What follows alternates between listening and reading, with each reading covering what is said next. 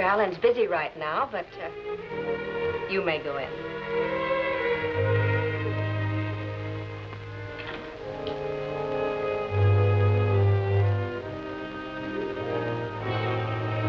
Oh, hello. Just in time. Did you ever see one of these gadgets before? It's a tape recorder. Yeah, it records sound like a phonograph record. Then you can play it right back. Oh, I'm sorry. This is Lieutenant Evans. Don't be sorry. We've met. Miss Rogers. Mr. Ronald Lewis. How do you do? And Mr. Goofy Madden. Miss Rogers and these gentlemen are going to help us solve the murder of Clayton Kimball, the novelist. Maybe you've read some of Kimball's mystery stories. If you haven't missed anything. Mr. Kimball didn't hold the police in very high regard. In his stories, he pictured them as somewhat stupid. That guy. It's easy enough to solve murders when you dream them up out of your own head, when they really happen. I agree with you. Kimball was shot to death a week ago last Sunday evening at his home out north of town. The crime was discovered after a neighbor phoned the police and complained about the persistent barking of Kimball's dog. When a patrolman went to investigate, no one answered his knock. Then when he tried to open the front door, rather than harm the dog, the patrolman started around to the back door. On the way, he saw something that made him put in a call to Lieutenant Evans of the Homicide Division. Miss Kelly and I arrived at the house about half an hour later.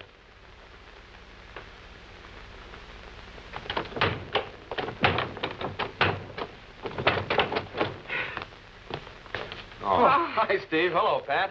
I thought they had me trapped in there. Door kind of sticks. We found him in here. Now, right over here is the window where the officer looked in and saw the body. You said the patrolman saw a man leap out of the window and run away.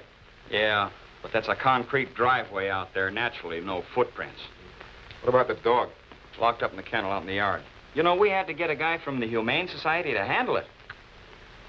If you'll come over here, show you what we got to work with. See this broken teacup? And this one? That just means there were two people present. So we know he didn't murder himself, then jump out the window. That's right. Oh, now, look, Pat. Can I be the detective this time? Well, sure. Thanks. Anyway, we know whoever it was smoked a lot of cigarettes. Unless Kimball smoked them all himself.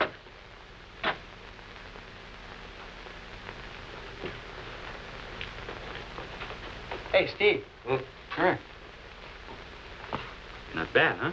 Well, with love to the best client a literary agent ever had, Kay Rogers. Look who she's got next door to her. That's Goofy Madden. He used to be a gangster. I know. Well, wonder what he used this gadget for. He probably dictated his stories into it. See what gives. To the police. This is Clayton Kimball. I have just been shot, and I know that I am dying. You police have always resented the fact that I have called you stupid in my stories. All right, if you're not stupid, let's see you solve my murder. I'm going to give you all the clues. Then, if you're bright enough to put the pieces together, you'll know who killed me. Ready, coppers? All right, get this. Just before the shot was fired, the killer, my best friend, and myself had spent a pleasant evening together. Who was the killer? Well, listen, it's as simple as the police force. The killer was one of these three people. The first was stealing from me and didn't want to be found out. Got that, cops?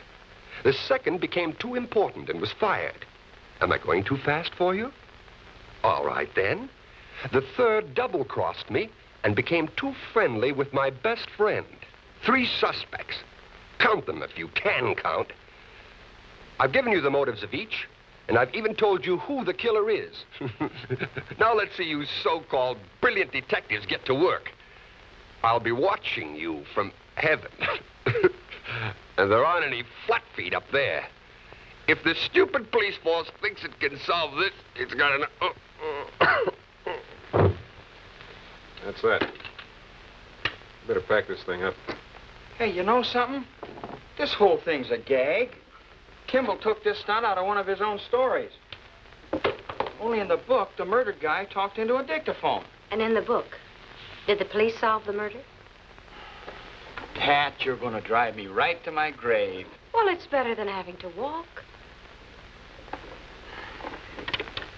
I don't think there's anything else for you to do, Lieutenant. You might as well beat it. All right. Take this with you. Okay. Wonder if I got everything. Everything but the meaning of those clues. Don't worry your pretty blonde little head. I'll get it. Well, you'd better. Kimball said he'd be watching you from heaven. But if you don't get it, I'll ask him about it when I get there. What if he isn't in heaven? Then you ask him.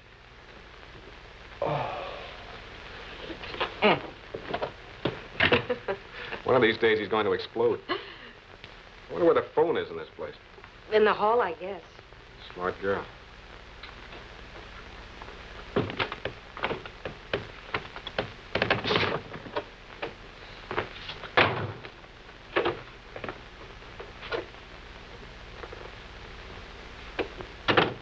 Hey, fella, you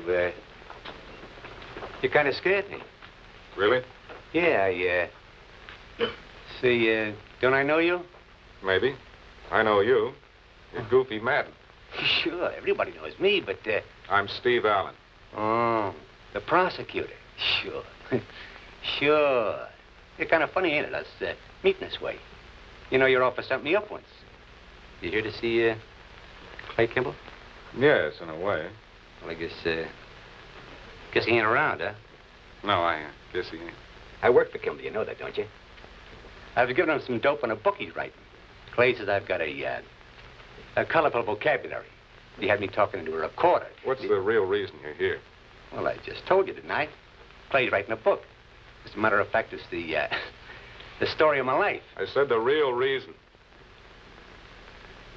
Okay, so I did work for Kimball.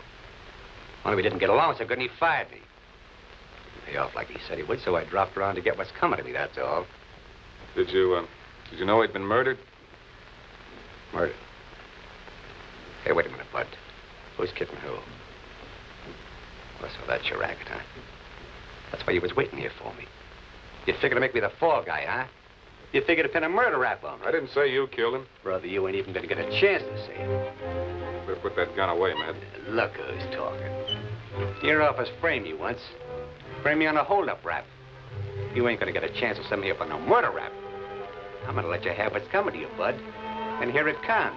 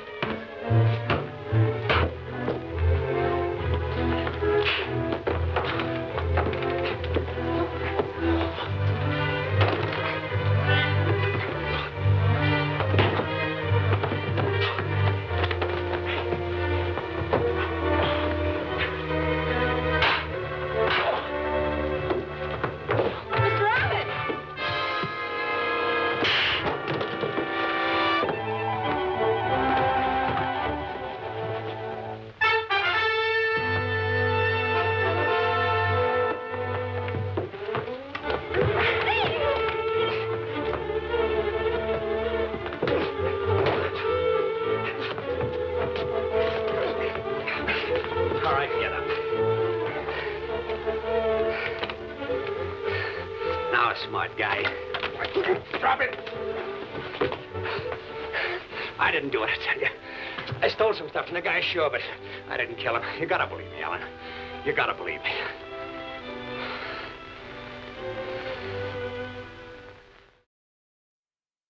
Goofy Madden was taken into custody for illegal possession of a weapon and assault with intent to kill. He has since been held by the police. Sure, but you couldn't pin Kimball's killing on me. I got an alibi. I can prove where I was when it happened. How do you know when it happened? Well, I read it in the papers, copy. Speaking of papers, I wonder if you've seen this. Came out the day after the murder. And here's one that came out a couple of days ago. Police still stymied by author's clues, baffled by writer's tips on own murder. See, the newspapers haven't been any kinder to the police than Clayton Kimball was. Yeah, I'd like to see those newspaper guys figure out that recording. I'd like to tell you what happened when I visited Kay Rogers, the literary agent, the day after the murder. I know it's difficult for you to talk about Mr. Kimball, Miss Rogers, but it's necessary. You're his literary agent, I believe. I was his agent, yes. He discharged me last week. Oh, why? I don't know. When I first met Clay, he was a nobody. I built him up, made him a success. Just a couple of weeks ago, I arranged a new contract with Lewis and Fraser, the publishers. You must have had some reason for discharging you. I think perhaps he resented the part I played in his success. Is there anything else you want to know, Mr. Allen? Yes, two things. Where can I find a copy of that contract that Kimball signed? I don't have one here. Maybe there's one at his house. All right, I'll have a look tonight. What was the other thing? Miss Rogers, were you in love with Mr. Kimball? Well, you don't have to tell me. I can guess that you were.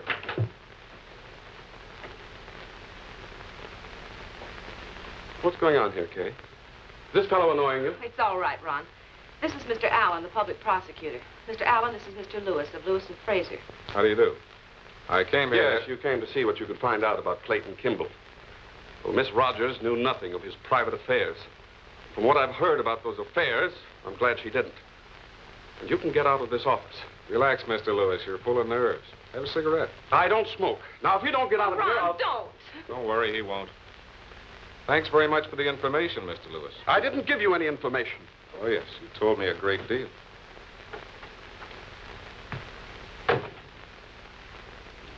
So, while you didn't know it at the time, Lewis, you did give me some information. Until then, I hadn't realized that you were in love with Miss Rogers. And not only in love, but insanely jealous. I found that out in Miss Rogers' office. Yeah, that's the way it goes when you're working on a case like this. Sometimes you pick up a little information here, a little there, put it together, and sometimes you come up with the answer. We didn't have the complete answer just then, but we had a good start. That evening, Pat and I went out to Kimball's house and looked for the contract he'd signed with Lewis and Fraser. Find anything? Nothing but notes and pages of manuscripts. I wonder if he kept his business papers upstairs. That's a thought. I'm going to take a look. You finish up with the desk. All right.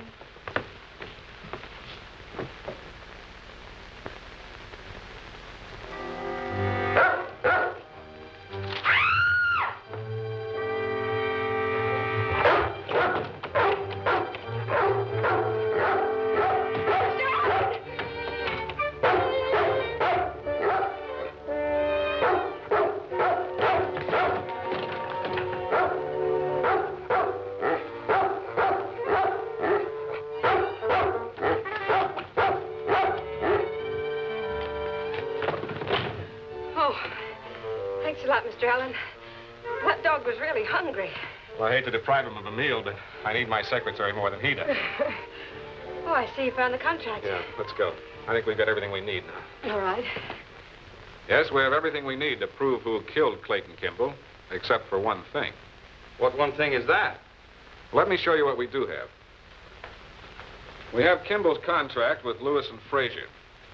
We have the full ashtray found in Kimball's study, the teapot, and the 2 teacups, one of them broken, which prove that Kimball did have a visitor shortly before his death.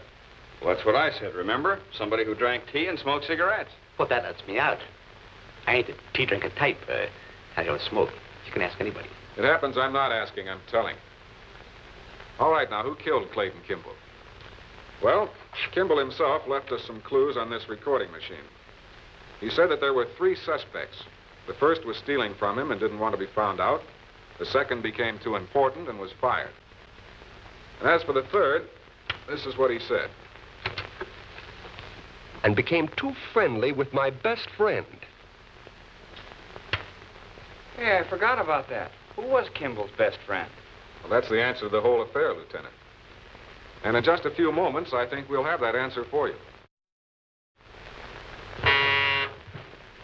Yes, Miss Kelly. Clayton Kimball's friend is out here. Oh, have the officers send them in.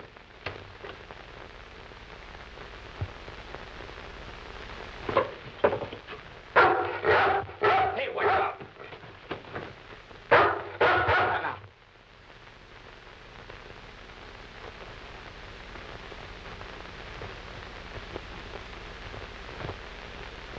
Just watch it, Chief.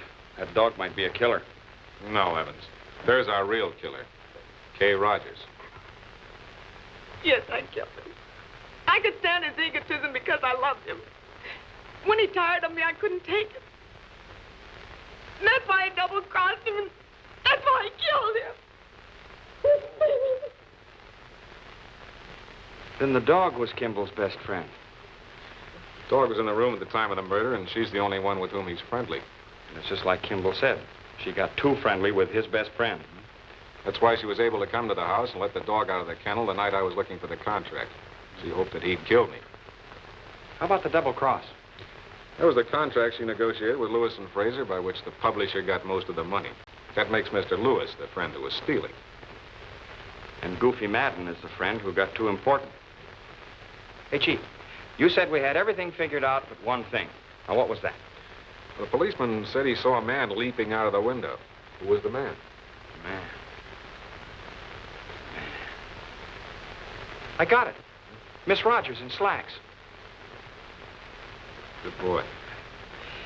I wonder if old Kimball still thinks us cops are dumb. Thanks for being with us. We're always glad to have you here on these cases.